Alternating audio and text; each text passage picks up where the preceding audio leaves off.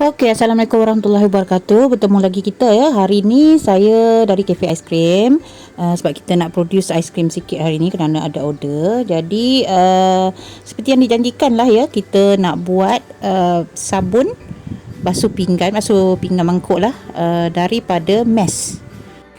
Okey, mesh ni adalah jauh lebih selamat daripada SLS dan SLES ya. Bukan saya kata bahawa SLS dan SLES tak selamat, tetapi ianya jauh lebih selamat daripada SLS dan SLES hingga dikatakan boleh digunakan untuk membasuh botol susu bayi. Okey. So, kita tengok apa sebenarnya mesh.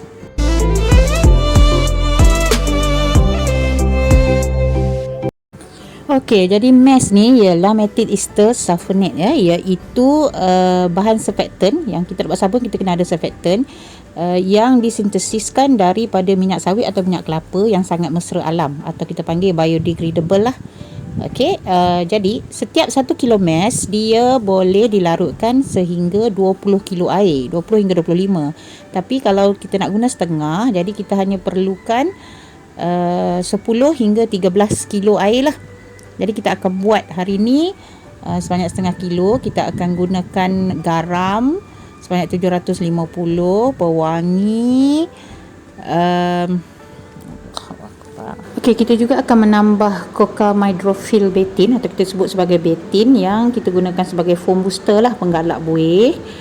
Sedikit ke dalam sabun kita nanti, di mana biasanya untuk 5 liter air kita hanya perlukan 20 ml.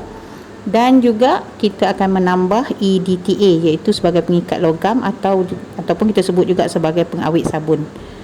Okey, nanti kita akan bagi sukatan untuk semua ni di bahagian description lah, senang.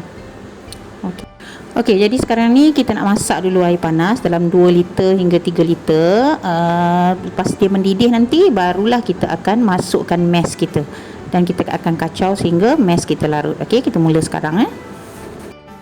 Okey, jadi sambil tunggu air kita mendidih, kita timbangkan garam. Garam kita perlukan sebab kita nak guna setengah kilo mesh, jadi kita gunakan 750 gram garam.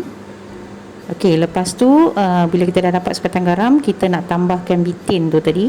Bitin tu sepatutnya kalau 5 liter air 20 ml bitin. Jadi sebab kita nak guna 10 liter air, maka kita akan menggunakan bitin sehingga 40 ml. Okey, kita nak guna air tadi antara 10 hingga 13 kan, jadi 40 ml bitin. Lepas tu kita tambahkan EDTA. EDTA pun sama, tapi sebab ini saya nak guna sendiri, jadi saya tak perlukan pengawet yang banyak lah. Sepatutnya saya kena guna samalah, lebih kurang 40, tapi ini saya sukat dalam 30 macam tu je. Sebab saya nak guna sendiri, tak perlu pengawet banyak sangat.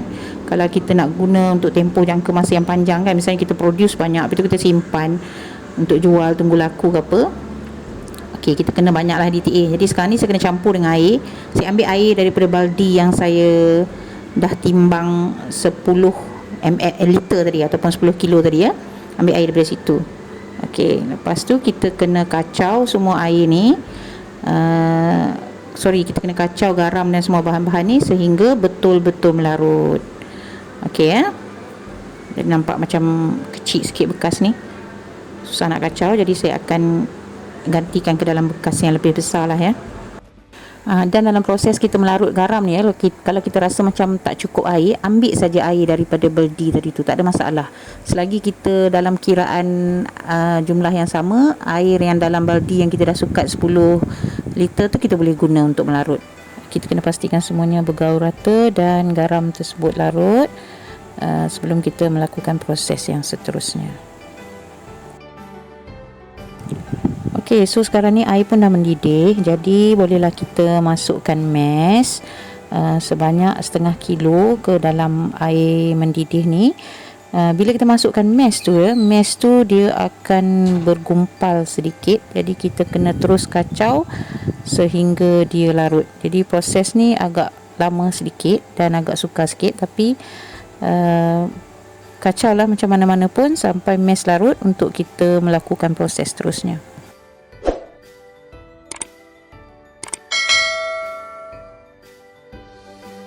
proses ni akan mengeluarkan buih sikit. Jadi buih-buih ni kita boleh cedok je masuk ke dalam baldi air tadi tu, supaya kita boleh nampak jelas keadaan mash di dalam tu. Jadi bila kita boleh nampak macam tu dia masih berketul, maka kita bolehlah kacau lagi sampai dia larut lah. Jadi kalau ada lagi buih, cedok je buih tu, masukkan ke dalam baldi air tadi. Jadi tak adalah kita buang buih tu ke lain kan.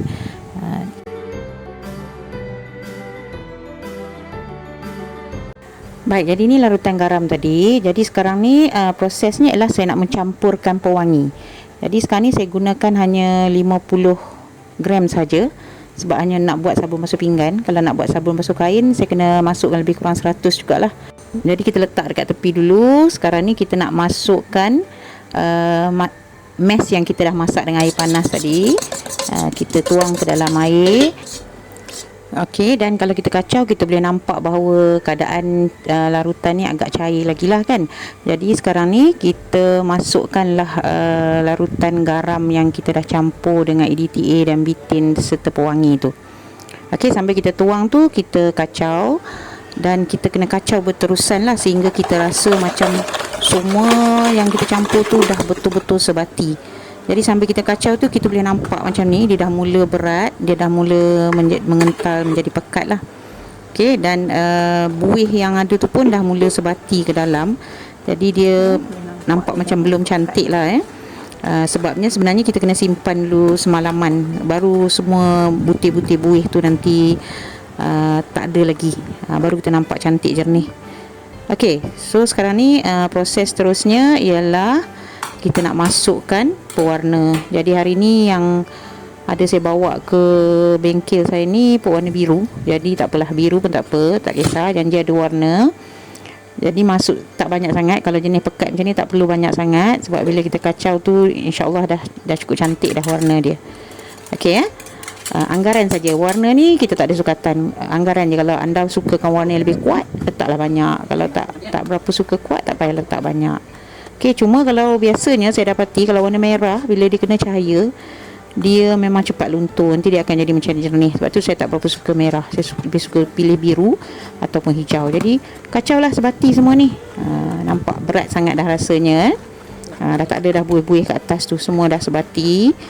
Simpan sekejap nanti, tak sampai semalaman pun tak apa, dalam 12 jam macam tu pun semua butir-butir buih tu nanti akan hilang lah, dan dia akan jadi jernih.